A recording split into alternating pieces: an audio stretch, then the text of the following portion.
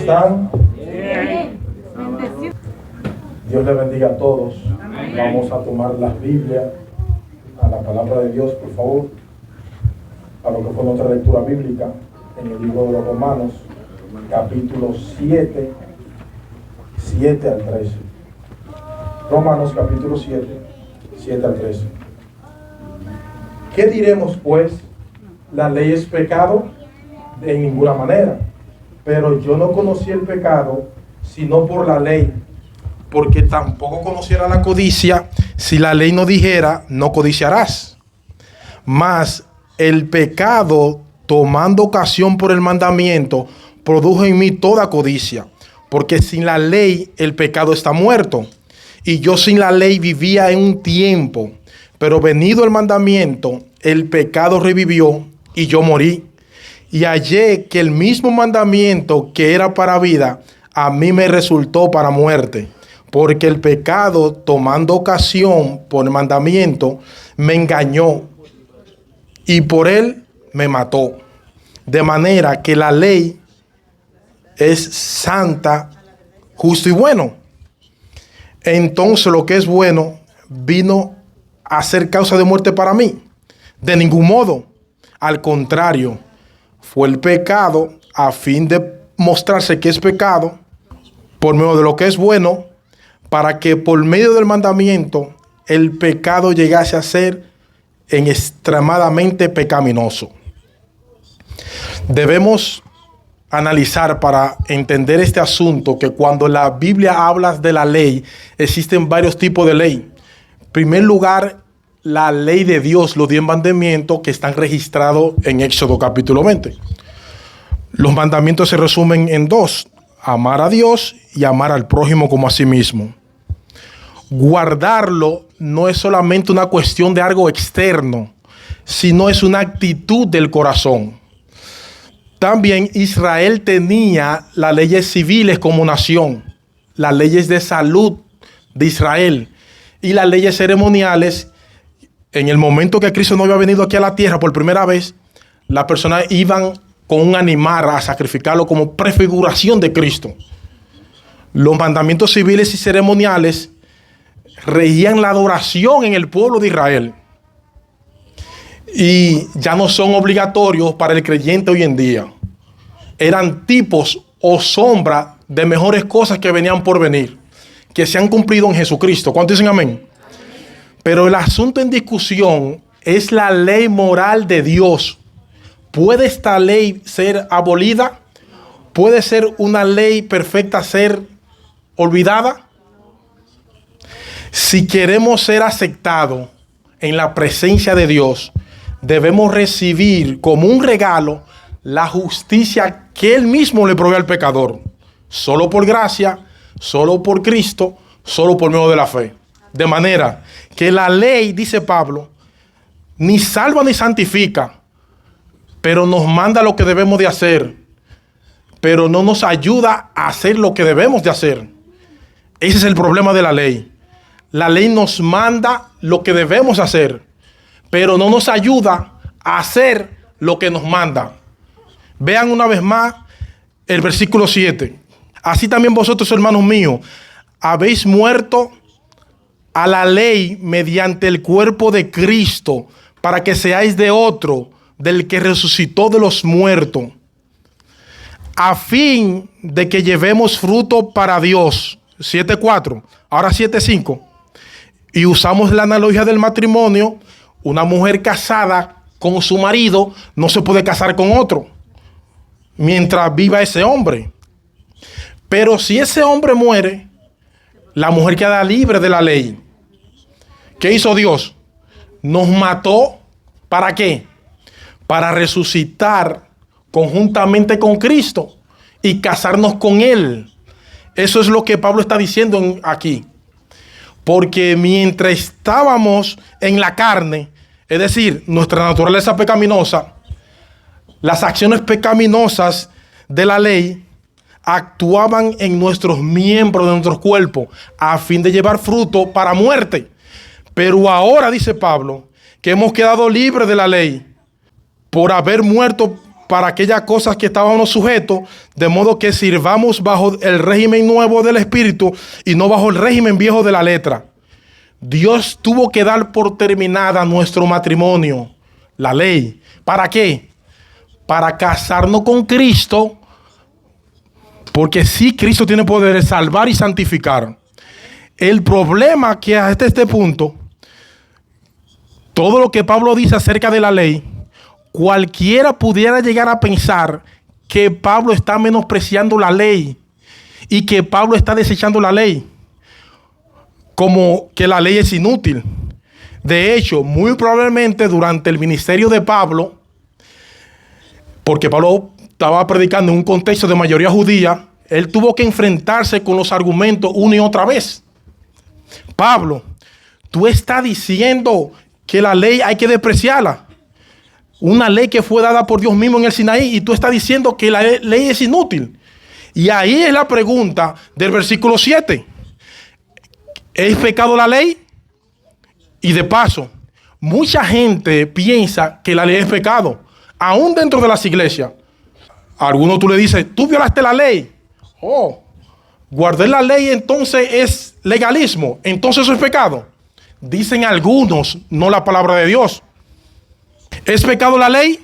A lo que Pablo responde, en ninguna manera.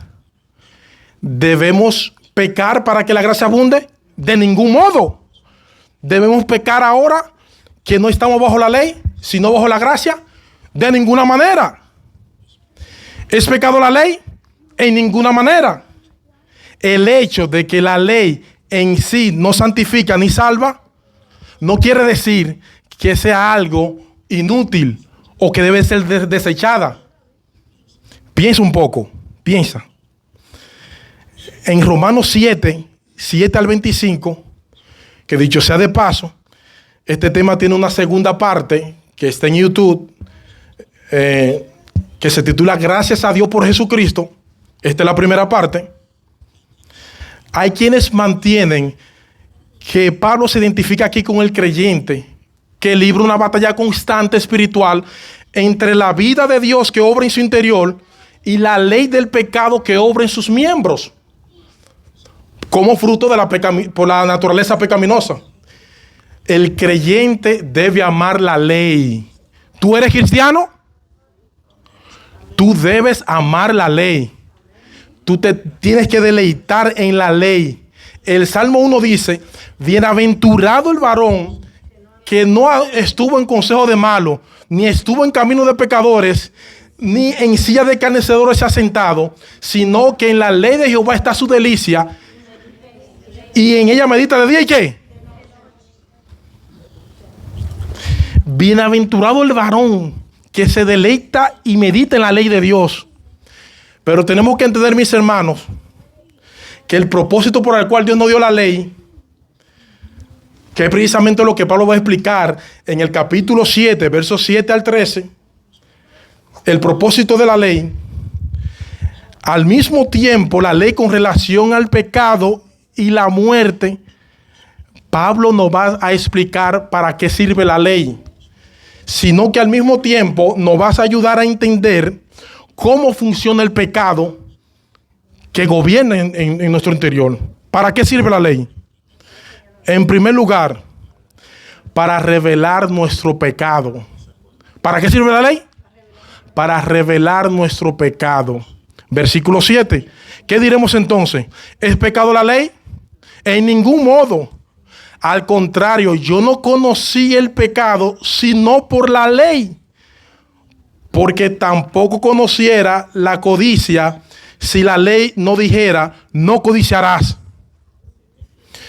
Como todo buen fariseo, Pablo creía que él estaba bien con Dios por el esfuerzo que él hacía en conformarse externamente a la letra de la ley. Pablo conocía los 10 mandamientos. Pablo pensaba que lo tenía en alta estima, pero ahora Pablo nos da a entender, un día fueron los ojos de Pablo abiertos, porque él quería entender los mandamientos experimentalmente, no racionalmente. No codiciará, él no lo entendía. Fue entonces cuando Pablo se dio cuenta que este mandamiento no solamente tiene que ver con las relaciones externas, sino en todo lo que pasa en nuestro interior. Mi hermano, mi hermana, amigo aquí presente, tú puedes pecar no haciendo nada, solamente con el pensamiento. La ley no solamente tiene que ver con lo externo, con lo que tú hagas con las manos, con los pies, con tus ojos, con tu cuerpo.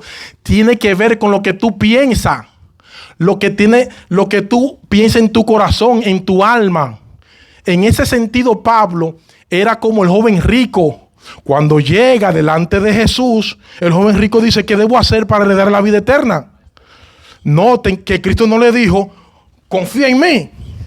Eso es lo que hubiera dicho un evangelista hoy en día. Recibe en tu corazón a Cristo. No, Cristo le dijo: tú tienes los mandamientos, tú conoces los mandamientos. No adulteres, no mates, no robes, no dirás falso testimonio contra tu prójimo, no codicies, honra a tu padre y a tu madre. Pero todo eso lo he guardado desde que era niño. Entonces, solo te falta una cosa: vende todo lo que tienes, dáselo a los pobres y ven y sígueme. En respuesta a su pregunta, Jesús le dijo que la obediencia a los mandamientos de Dios era necesario para tener vida eterna. ¿Qué más te falta? ¿O por cómo que más te falta? ¿Tú quieres ser perfecto? Anda todo, vende lo que tienes y dáselo a los pobres y ven y sígueme. Cristo leyó el corazón del joven y una cosa le faltaba: necesitaba el amor de Dios en su interior. Y esa sola falta, si no la suplía, le resultaría fatal en su vida cristiana. El costo de la vida eterna le pareció demasiado grande y se fue triste porque tenía mucho que. Su acerto de que había guardado la ley de Dios era falso. Demostró que la riqueza eran su Dios. Y por eso no podía guardar los mandamientos de Dios, porque codiciaba la riqueza. Renunciar al invisible tesoro celestial por el del mundo era demasiado grande para él. Rechazó el ofrecimiento de la vida eterna y se fue triste. Millares en la actualidad están pasando por la misma decisión del joven rico. Pesan a Cristo contra el mundo y muchos deciden el mundo. Y se apartan de Salvador diciendo: yo no quiero que este hombre me gobierne. El joven Enrique deseaba la vida eterna, pero no estaba dispuesto a hacer el sacrificio necesario. El costo de la vida eterna le parecía demasiado grande y se fue triste. En una forma muy sabia, el Señor le hizo entender a este joven que él no guardaba los mandamientos. No estaba guardando el 10º, no codiciarás, porque él codiciaba su riqueza. Y no solamente estaba violando el 10º mandamiento, sino el primero: no tendrá dioses ajenos delante de mí. La razón por la cual que nosotros codiciamos es porque Dios no es suficiente. Tú codicias cosas, yo codicio cosas. Como dice alguien por ahí, que codiciar es estar descontento con lo que Dios te ha dado, como que si tú merecieras más. Incluye la envidia, la autocompasión, las quejas.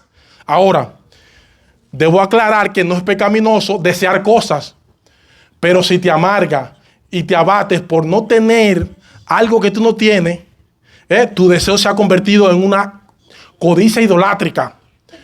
El hecho de no tener ese algo te llena de amargura, te llena de descontento, de quejas. Ese algo se convierte en algo idolátrico. Estás sustituyendo a Dios por las cosas. Y eso fue lo que pasó con el apóstol Pablo. Eso fue lo que le hizo ver a Pablo su condición de pecador. Ahora bien, ¿cómo fue que sucedió esto en la vida de Pablo? Pablo nos está mostrando cómo fue que él llegó al conocimiento de Cristo, y lo hace porque el caso de Pablo es típico. Pablo está aquí hablando de Pablo, pero también está hablando de ti y de mí. Es un tema que nos ayuda a todos. ¿Cómo fue que Pablo se dio cuenta de algo que no había visto en toda su vida? Del fariseo. Un teólogo y pastor escocés nos da una suposición de lo que pudo haber pasado en la vida de Pablo, tomando pista de la misma Biblia. Mis hermanos, ¿De dónde era Pablo? Saulo de Tarso. ¿Y dónde queda Tarso? En la región de Cilicia. ¿Y a qué facción pertenecía Pablo? A los fariseos. Así que Pablo era de Tarso, de la región de Cilicia, y era fariseo. Y era la religión más estricta de Israel. Ahora bien, Pablo no era cualquier fariseo. Gálatas 1:14 dice que Pablo se había propuesto a llegar a ser el israelita más celoso y más extremista. Y por su propio testimonio, parece que Pablo casi lo logra. Filipenses 3 dice que en cuanto a la ley, yo era irrepresible, extremadamente. Oigan, Pablo se había propuesto ser el mejor fariseo. Pablo codiciaba ser el mejor hermano. Escuchen esto, hermano. Tú puedes codiciar ser el mejor en algo bueno, y está pecando. Tú puedes codiciar la mejor madre, el mejor esposo. Tú puedes codiciar la mejor más modesta de la iglesia. Tú puedes codiciar ser el mejor novio, la mejor novia. Tú puedes codiciar el mejor en Biblia. Si es para tu gloria, es una codicia idolátrica. Yo más piadoso. Pero entonces sucedió el incidente de Hechos 6. Cuando Pablo se enfrenta con Esteban. Oigan lo que dice Lucas en Hechos 6, capítulo 6, 8. Que Esteban era lleno de gracia, realizando grandes prodigios y señales. Y entonces se levantaron uno de la sinagoga llamado de los libertos, y de los de Cirene, y los de Alejandrina, y de Cilicia, y de Asia, disputando con Esteban. ¿De dónde era Pablo? De Tarso, de la región de Cilicia. De manera que Pablo estaba en ese grupo. Y de hecho, Lucas dice más adelante, en Hechos capítulo 7, dice, ahora, mientras ellos más argumentaban contra Esteban, Lucas nos dice que no pudieron resistir la sabiduría y el espíritu con el cual hablaba Esteban. Pablo se había topado con la horna de su zapato. Y la horna de su zapato es una figura tridimensional en forma de pie humano que hacen los zapatos. ¿Qué pasó? La reputación que Pablo tanto había codiciado y que se había afanado tanto por alcanzar, ahora parece derrumbarse en la presencia de Dios por medio de Esteban. Con el testimonio de Esteban. 2 capítulos más tarde, Pablo se convierte. Dios estaba preparando a Pablo para ser instrumento para el evangelio. Dios tenía que hacer ver en Pablo la profundidad del pecador que era él. Lo que él codiciaba. Era un hombre que quería ser admirado por su piedad. El 10º mandamiento lo hizo ver a Pablo la verdad de su vida. La ley es como un espejo. Para que tú te veas todas tus manchas, todas tus espinillas en la cara, todo lo que tiene mal puesto. Eso te muestra la ley. Donde tú estás mal. Entonces, con la misma ley tú no te puedes limpiar. No. Porque te va a ensuciar. Tienes que ir a lavarte con agua limpia que representa a Cristo Jesús, que nos limpia de pecado. ¿Cuántos dicen amén? Amén. Por eso es que Pablo dice que por medio de la ley es el conocimiento del pecado. Romanos 3:20. Por eso es que tú y yo nunca tenemos que predicar el evangelio divorciado de la ley. Nunca le diga a un pecador que reciba a Cristo. Si tú le preguntas a un pecador, ¿quieres recibir a Cristo hoy? ¿Y por qué no? ¿Y quién no quiere recibir a Cristo? ¿Quién no quiere ir al cielo? Ahora, si tú le dices a un pecador, mírate en el espejo de la ley, para que te des cuenta que tú eres peor de lo que tú crees, hay una reacción del pecador. Nadie puede venir a Cristo hasta que no entienda que está condenado y que va camino a la perdición. Los sanos no tienen necesidad de médico. Nunca prediques el evangelio divorciado de la ley. Muéstrale al pecador el espejo de la ley. ¿Para qué? Para que vea su necesidad de un salvador. Si no te ve a ti mismo que te merece el castigo de Dios por tus pecados, ¿qué sentido tiene invitar a una persona a Cristo? Pero la ley no solamente nos muestra el pecado, la ley nos provoca a pecar. Bueno, está rara la cosa. No quisiera confundirlo, pero usando un lenguaje químico, la ley es el catalítico del pecado. Si ustedes buscan la palabra catalítico en Google, verán que es un elemento que provoca una reacción química. La ley es el catalítico del pecado. Versículo 8. Mas el pecado, aprovechándose del mandamiento, produjo en mí toda codicia, porque sin la ley el pecado está muerto. No es que aparte de la ley no existe el pecado. Y Pablo ya dijo eso en Romanos 1 y 5, que antes de que Dios diera la ley en el Sinaí había pecado. Pero el pecado está adormecido, está soñoliento, hasta que te dicen, no lo hagas, no haga eso.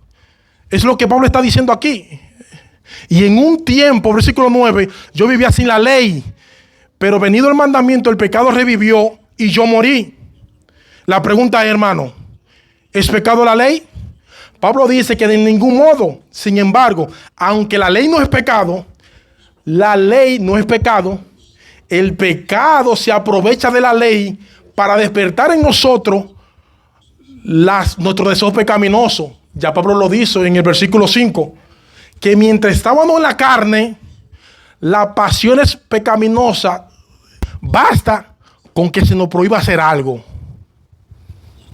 Y estamos locos por hacerlo. Esa es nuestra naturaleza.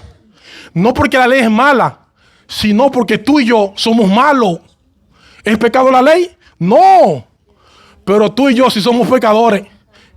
Yo también. Ese es el problema. Que nuestra mente, la ley despierta el pecado que hay en nosotros. El problema es más profundo. El problema es que tú y yo queremos ser Dios. Y la ley es un recuerdo constante de que no lo somos. ¿Qué le dijo Satanás a Adán y Eva en el huerto del Edén? Seréis como Dios. Ese susurro sigue siglos tras siglos. Seréis como Dios. El problema que nos tenemos con la ley es que la percibimos como un atentado contra nuestra soberanía. ¿Se entendió eso, mis hermanos? La ley es un atentado contra nuestra soberanía. Queremos hacer lo que nos venga en gana. De manera que al toparnos con la prohibición, sentimos el impulso de querer salvar nuestro derecho de autodeterminación y soberanía. Padres, ¿ustedes no han visto eso en sus hijos miles de veces? Papi, mami, yo quiero hacer esto. Y usted le dice, no, tú nunca me dejas hacer nada. Óyeme, de verdad, niño, tu papá, tu mamá nunca te ha hecho de hacer nada. Pero esa es la rebelión del corazón que está desde que nacemos. El problema que tú y yo tenemos, queremos ser como Dios. Y su ley es un recordatorio constante de que no lo somos. Es una fuerza que habita en nosotros y que nos lleva a aborrecer, nos lleva a odiar con toda la fuerza de nuestro ser todo lo que se opone a ese deseo. Queremos ser el único soberano en la tierra. Queremos ser el amo de nuestro destino. Queremos ser nuestro propio capitán de mi alma. De manera que el pecado no es otra cosa que autoidolatría. Cada vez que tú pecas, es porque está escogiendo adorarte a ti en vez de adorar a Dios. Eso es todo. El pecado es autoidolatría y el pecado se aprovecha de esa tendencia de mi corazón para idolatrar, para despertar nuestras pasiones pecaminosas. No codicies, ahora codicio más. No envidie, ahora envidio más. No dirá falso testimonio contra mi prójimo, ahora chismeo más. Lo que Pablo está tratando de decir aquí, sobre todo a la audiencia judía y a nosotros también, es que ellos estaban equivocados con respecto a la ley. Porque los judíos pensaban en Roma que Dios había dado la ley para restringir el pecado y para hacernos más santos. De hecho, muchos dirigentes dentro de nuestra iglesia creen que dando ley, ellos van a ayudar a los hermanos en la iglesia. Pero predicar solamente ley desde el púlpito no va a ayudar a nadie. De hecho, padres, cuidados. Muchas veces eso es lo que ocurre con nosotros como padres. Ley, sin gracia. Y la ley sin gracia, mis hermanos, no hace ningún efecto. La ley sin el evangelio, la ley sin Cristo, no va a ayudar a nuestros hijos. No es que no le enseñemos la ley, es que no dejemos de enseñarle la gracia. ¿Cuántos dicen amén? No deje de predicar el evangelio de nuestro Señor Jesucristo. No deje de predicar el mensaje de la justificación por la fe. La ley, mis hermanos, provoca el pecado. El pecado se vale de la ley para hacernos hacer lo que prohíbe la ley. La ley es la base de operaciones que utiliza el pecado para llevarnos nosotros a pecar. La ley en sí misma no produce vida, sino muerte. Versículo 9. Y yo sin la ley viví en un tiempo, pero venido el mandamiento, el pecado revivió y yo morí. Y ese mandamiento que era para vida, resultó para muerte. ¿En qué momento de su vida Pablo se dio cuenta de eso? Pablo era judío. Los niños judíos se le enseñan los 10 mandamientos desde que está dando la leche del seno de su madre. Y Pablo era fariseo, entrenado con la escritura. ¿Qué es lo que Pablo nos está diciendo en esta mañana a nosotros? Que hubo una época en su vida en la que él pensaba que él estaba realmente vivo. Él está hablando de su experiencia. Yo creía que estaba vivo. Yo estaba vivo porque obedecía a la ley. Pablo creía que estaba espiritualmente vivo porque se apegaba externamente a la letra de la ley. Pero Dios abrió su entendimiento y Pablo se dio cuenta que, mis hermanos, que el 10º mandamiento lo estaba demorando a él. Pablo estaba muerto porque no codiciar lo estaba matando.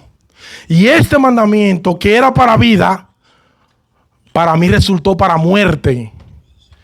Yo voy a decir algo bien extraño aquí. Miren, mis hermanos, si un ser humano, desde que nace hasta que se muere, pudiera obedecer perfectamente la ley, tiene vida eterna.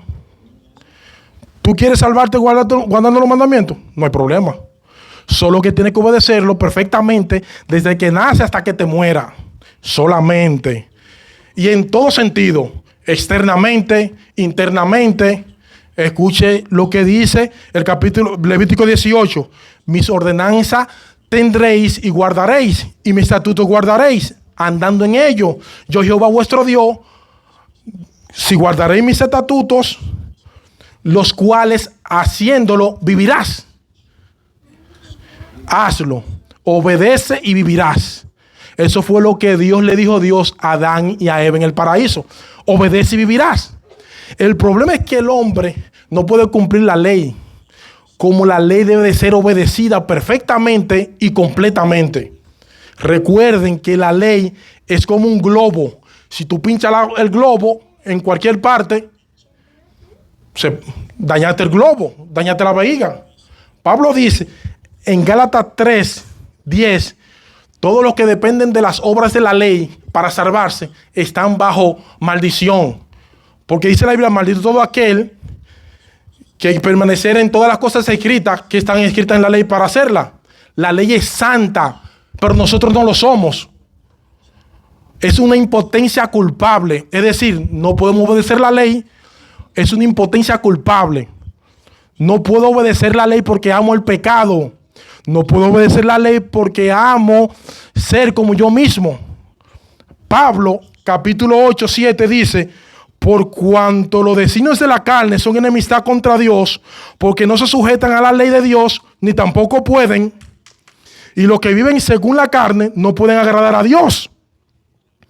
La mente no regenerada, no convertida, es enemistad contra Dios, porque no se somete a la ley de Dios, porque tampoco puede. No puede porque no quiere. No quiere porque no puede. Ponlo como tú quieras. Le voy a ilustrar de esta manera para que entendamos mejor. Vamos a suponer por un momento que un individuo, amigo tuyo, te pide una cantidad de dinero prestado.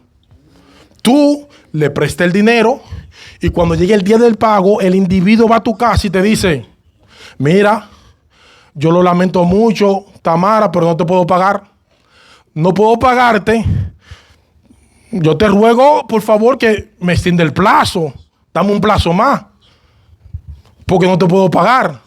Y se saca los bolsillos vacíos. Mira, no tengo nada. Saca la cartera y está en ruina.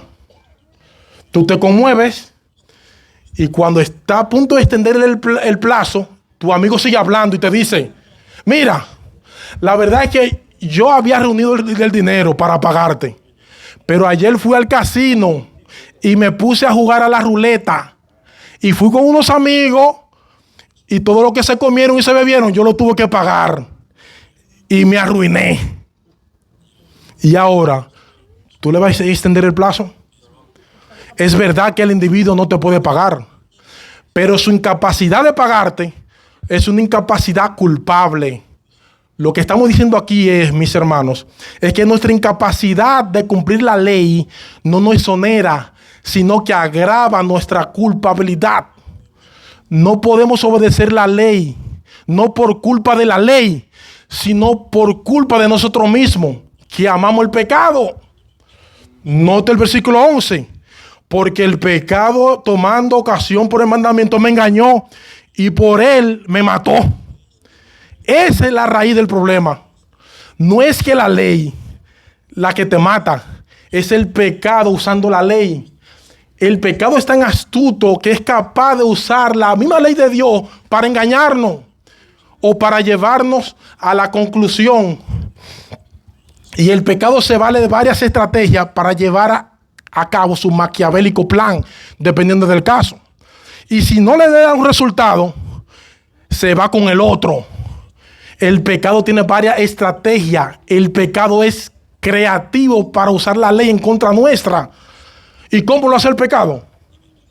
En el caso de algunos, los lleva a esforzarse por guardar la ley de Dios para salvarse.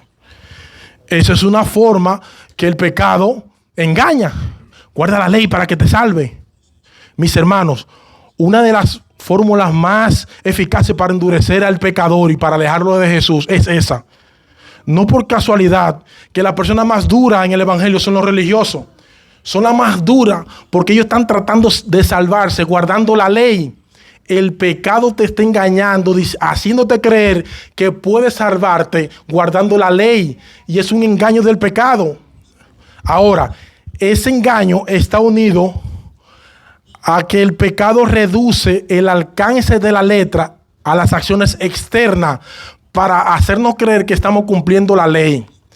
Cuando tú estás predicando el evangelio a un perdido, esa persona te dice: por Dios, yo nunca he matado, yo nunca he robado, yo nunca he adulterado, yo no le he hecho mal a nadie. Lo que esa persona te está diciendo a ti es: yo nunca he cometido la acción externa de la ley. Es por eso que Jesús le dice a los fariseos: ¿de verdad tú nunca has matado? Mira, todo aquel que se enoja con su hermano, con un enojo pecaminoso, ya lo mató. ¿Hay alguien aquí que no sea un homicida? Hello. Óyeme, todo aquel que se enoja contra su hermano y usa palabras hirientes para denigrar su vida, para denigrar a la otra persona y le dice malas palabras, hello, ya lo mató. ¿Hay alguien aquí que no sea un asesino? Todo aquel que mira a una mujer o a un hombre que no sea la tuya o el tuyo para codiciarla o codiciarlo, ya adulteró con ella o con él en su corazón. Es duro, ¿eh? Ningún adúltero aquí. Hello. El pecado es muy astuto. Otra cosa que hace el pecado es hablarnos mal de la ley. O sea, si no le da resultado, hacerte bueno, el niño malo, que te merece ganarte el cielo, entonces el pecado te habla mal de la ley y te dice que la ley es demasiado restrictiva, la ley es demasiado dura. De esa manera, la gran mayoría de la gente piensa así de la ley. El pecado agita la rebelión, aumenta más y más la maldad y la humanidad se vuelve cada vez más insufrible. Por eso el mundo está como está, de mal en peor, porque el pecado lo está engañando. De manera, mis hermanos, que el villano de esta historia no es la ley, el villano es el pecado. El villano es el pecado que se vale de la ley para alejarnos de Dios y llevarnos a una condenación eterna. Y ahí la conclusión que dice Pablo en los versículos 2 y 13. Así que la ley es santa, el mandamiento es santo, justo y bueno. Entonces lo que es bueno vino a ser causa de muerte para mí. De ningún modo. Al contrario, fue el pecado a fin de mostrarse que pecado al producir mi muerte y de lo que es bueno, para que por medio del mandamiento el pecado llegue a ser extremadamente pecaminoso. La ley es santa, justa y buena. La ley, mis hermanos, no es un código impersonal de conducta. La ley es el reflejo del carácter perfecto, hermoso y glorioso del Señor. Esa es la ley. Si la ley es de Dios, es santa, justa y buena. No puede ser de otra forma. Pablo dice en el versículo 14, la ley espiritual. 22, el hombre interior se deleita en la ley de Dios. ¿Por qué los cristianos deben deleitarse en la ley de Dios? Porque se deleita en el Dios de la ley, que es santo, justo y bueno. Oh, cuánto amo yo tu ley. Es tu ley y por eso la amo. Yo sé que tú me amas. Yo sé que eres infinitamente santo, Señor. ¿Cómo yo no voy a amar esa ley que viene de un Dios santo, justo y bueno? ¿Y qué dice David en el Salmo 19? La ley de Dios es perfecta. La ley de Dios es recta. La ley de Jehová es pura. La ley de Jehová permanece para siempre. Amén. ¿Y qué hace la ley? La ley convierte el alma. La ley hace sabio al sencillo. La ley alegra el corazón. Porque la gente tiene una distorsión causada por el pecado que no le permite ver que es la santidad lo que produce alegría en el corazón. Los mandamientos de Jehová son rectos y por eso alegran el corazón. La ley alumbra los ojos. Es más dulce que la miel y más preciosa que el oro. ¿Dónde está el problema entonces? El problema está en el pecado. Como dice Pablo en el versículo 13, que usa la ley para matarnos. Dice un comentarista, el asesino es el pecado y el revólver que usa es la ley.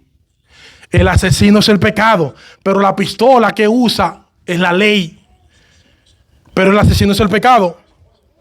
Vamos a pensar en un momento en un individuo que comete un homicidio y es condenado a cadena perpetua. Lo que está mal no es la ley. Lo que condenó, lo que está mal es la acción homicida que es condenable. Es la ley que nos condena. La que está mal es la acción homicida que hizo el individuo. Y por eso lo metieron a la cárcel. Así que la ley no es la que produce la muerte en el pecador. Es el pecado que se vale de la ley para matarnos. Pero Dios es soberano y siempre se sale con la suya. Así que Dios usa la ley para mostrarnos el pecado que mora en nosotros. Miren, hermano, nosotros, hermano, usa esto cuando la gente te critique. No te preocupes, que nosotros somos 1000 veces peor de lo que la gente piensa de nosotros. Alguien decía, si una persona es blanca, negra, si es rica o es pobre, con que sea hombre o mujer, es suficiente, porque no podría ser algo peor. Si tú eres ser humano, tranquilo, que nosotros somos peores de lo que la gente piensa de nosotros. 1000 veces. Ahora, ¿para qué la ley hace eso? Nos muestra al pecador. me muestra que soy, para llevarnos a ver nuestra condición en Cristo, que no podemos salvarnos por nosotros mismos, sino por medio de Cristo, que obedeció perfectamente la ley y en la cruz pagó por nuestras transgresiones. ¿Cuántos dicen amén? ¿Cuántos dicen aleluya? ¿Qué dice Gálatas 3? Si la ley pudiera vivificar, si la ley pudiera darnos vida por nuestra obediencia, la justicia fuera verdaderamente por la ley. Obedecen los mandamientos y todo estará bien. Mas las Escrituras lo encerró todo bajo pecado, para que la promesa que es por la fe en Jesucristo fuese dada a los creyentes. Para eso sirve la ley.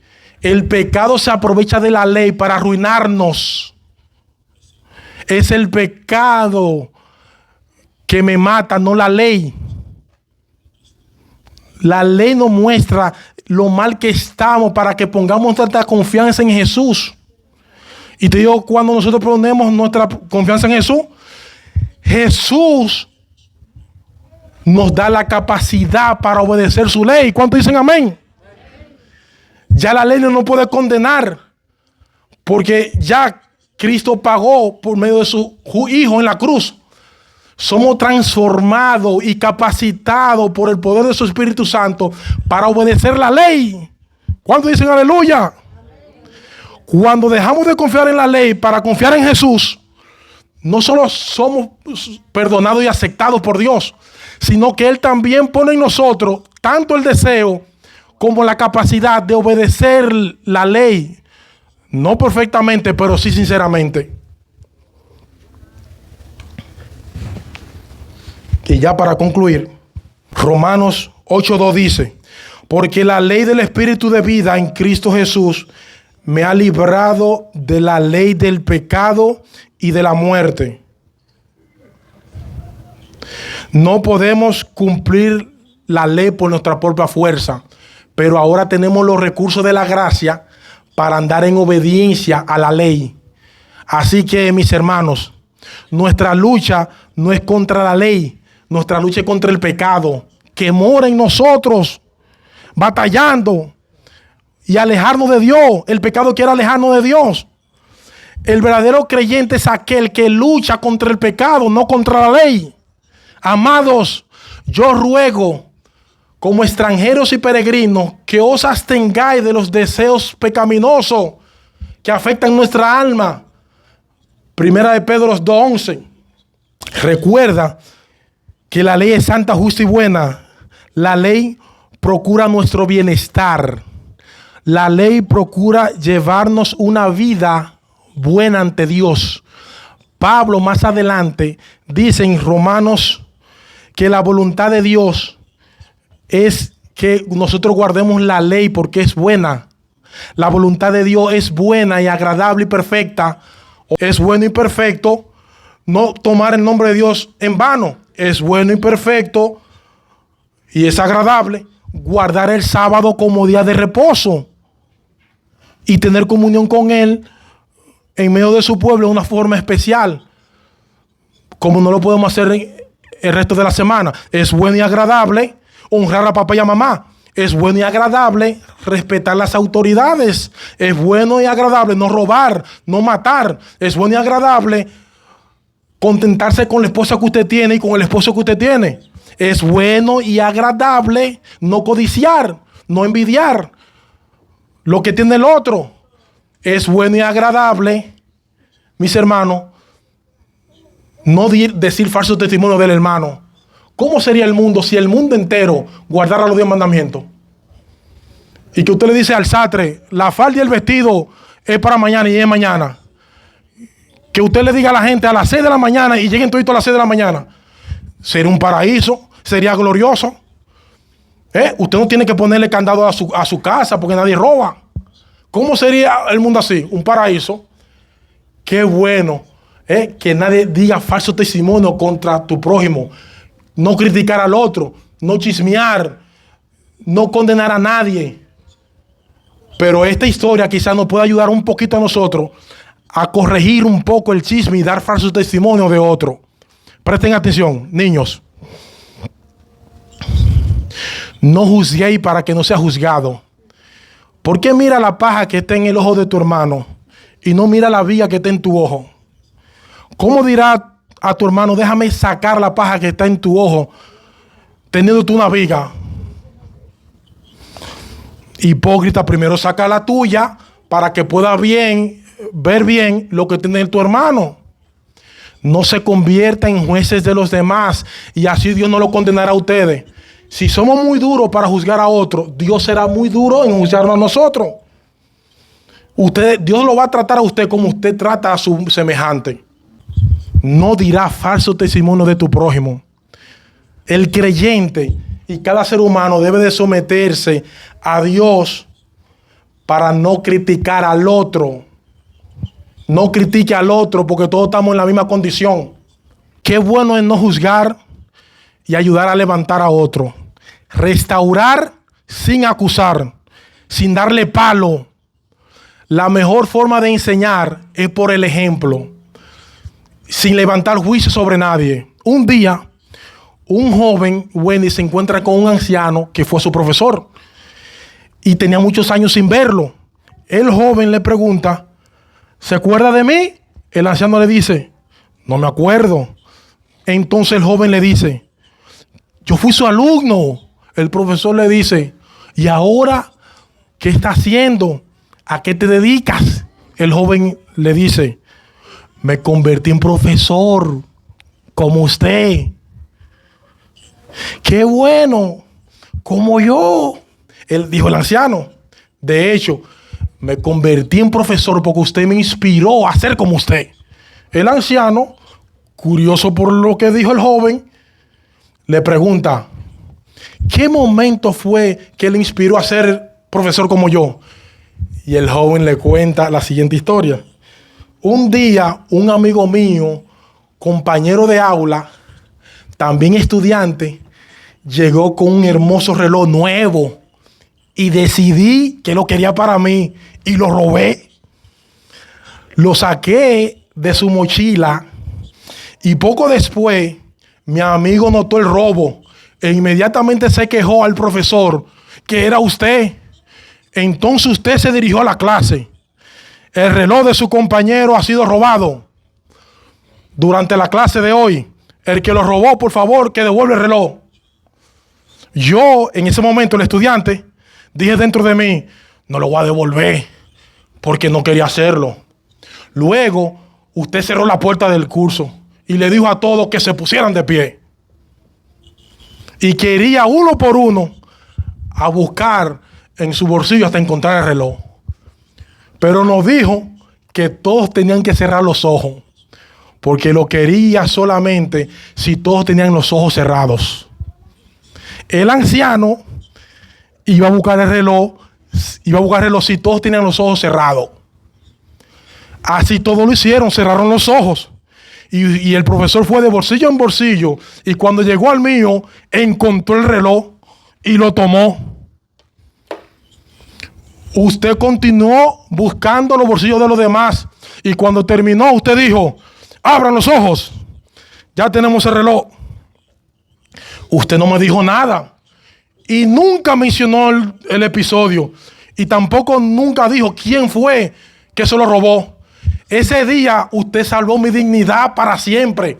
Ese día fue el día más vergonzoso de mi vida, pero también mi dignidad se salvó. Y no me convertí en ladrón o en mala persona. No sé, usted nunca me dijo nada, dice el alumno. Y aunque no me regañó, ni me llamó la atención delante de la gente, y para darle una lección, una lección moral para mí, yo entendí el mensaje claramente. Y gracias a usted, profesor, entendí eso, lo que tiene que hacer un verdadero cristiano y educador.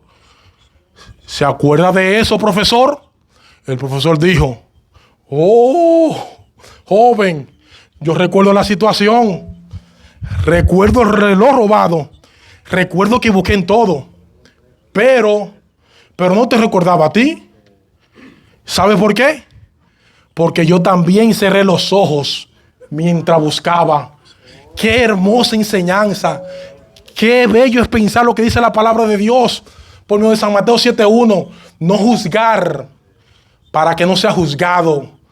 pensar que no somos nadie para juzgar a los demás, ni para dar falso testimonio del prójimo, ni para chismear del otro, ni hablar de espalda del otro, sino de frente, porque fácilmente criticamos a otro. La Biblia me enseña a mí que yo no debo juzgar a nadie para no ser juzgado. Aquí hay varias lecciones que aprender en este tema en este día. Y te enseñará algo. Restaurar para restaurar a otro. Qué bueno, es bueno no decir falso testimonio contra tu prójimo. Así que el problema no es la ley. Cuando tú te encuentras en medio de tu lucha, en medio del pecado, no culpes la ley, sino el pecado que mora en ti y en mí también. No trates de pelear tu batalla tú solo a tu fuerza. Pídele a Dios en oración en este día que te toque tu corazón hacia la obediencia. Amén. Porque la Biblia dice, inclina mi corazón a mi testimonio. Pídele a Dios en oración que te permita a ver la verdadera cara del pecado. Pídele a Dios que te muestre el pecado que hay en tu vida. Y ven a Dios para que Él te restaure.